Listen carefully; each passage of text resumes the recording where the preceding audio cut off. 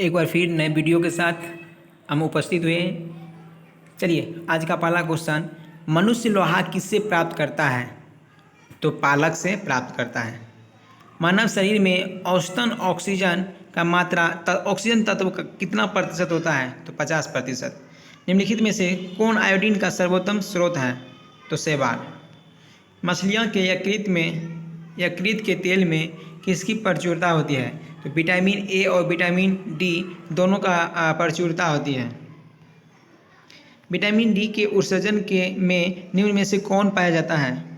तो calciferol. Vitamin E का रासायनिक नाम क्या है? तो टेकोफेरॉल। यहाँ ई छूट गया है। मानव शरीर में रक्त का थक्का विटामिन के द्वारा बनता है। दांतों में निम्नलिखित में से क्या होता है? तो कैल्शियम होता है। निम्नलिखित में से किस तत्व का संबंध दांतों का विकृति के साथ है? तो फ्लोरीन का संबंध।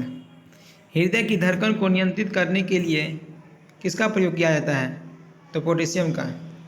सागरीय खरपतवार में किसका महत्वपूर्ण स्रोत है? यानी सागरीय खरपतवार में कौन सा पाया जाता है? तो आयोडीन। पालक के पत्ते में किसकी मात्रा अधिक होती है? तो आयरन की मात्रा अधिक होती है। नेक्स्ट, निम्नलिखित में से किसकी कमी से दंत क्षय होता है? तो फ्लोरीन की कमी से दंत क्षय होता है। किसमें भरपूर लौह तत्व पाया जाता है? तो हरी सब्जियां में। इनमें से वसा में कौन विलय नहीं होता है? तो विटामिन बी वसा में विलय नहीं होता है क्योंकि ये जल में विलय होता है। जापानी एन्सेफेलाइटिस का कारक होता है विषाणु। ईईजी से जिस अंग की कार्य प्रणाली प्रकट होती हुआ है मस्तिष्क। केसिन दुग्ध होता है, क्या होता है? तो प्रोटीन। किस तत्व की कमी के कारण घेंगा रोग होता है? तो आयोडीन कमी के कारण। मानव शरीर में संक्रमण को रोकने के में कौन मदद करता है? तो विटामिन ए संक्रमण को रोकने में मदद करता है। निम्नलिखित में से कौन सा रोग रक्तदान द्वारा नहीं होता है? यानी रक्ताधान द्वारा नहीं होता है।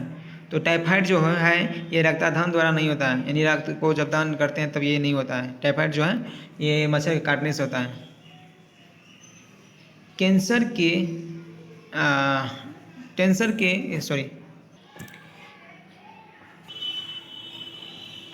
यहाँ टाइफाइड जो था वो एक प्रकार का बुखार जैसा होता है। कैंसर के उपचार के लिए कोबाल्ट 60 का प्रयोग किया जाता है। मीना माता रोग क्या है? मीना माता रोग का कारण पारा होता है। सनशाइन विटामिन है विटामिन डी, यानी सनशाइन बोला तो यानी सूर्य से क्या प्राप्त होता है? Vitamin D. नेक्स्ट देखते हैं, पीतल ज्वर संचारित किया जाता है एंडीज द्वारा, ईडीज द्वारा। पित्त ज्वर ईडीज द्वारा संचारित किया जाता है।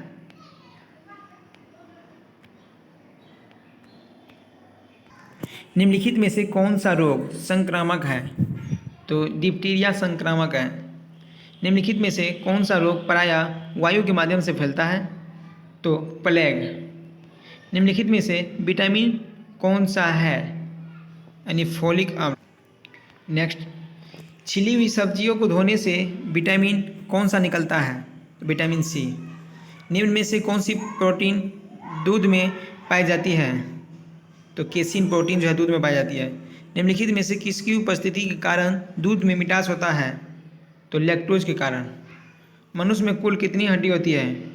तो 206 होती है। नवजात शिशुओं में हड्डियों की संख्या कितनी होती है? 208 होती है। लेकिन जो बच्चा का जन्म होता है तो उस समय जो है 300 हड्डी होता है। मनुष्य की खोपड़ी में कितनी हड्डी होते हैं? तो मनुष्य की खोपड़ी में 8 हड्डियाँ होती हैं।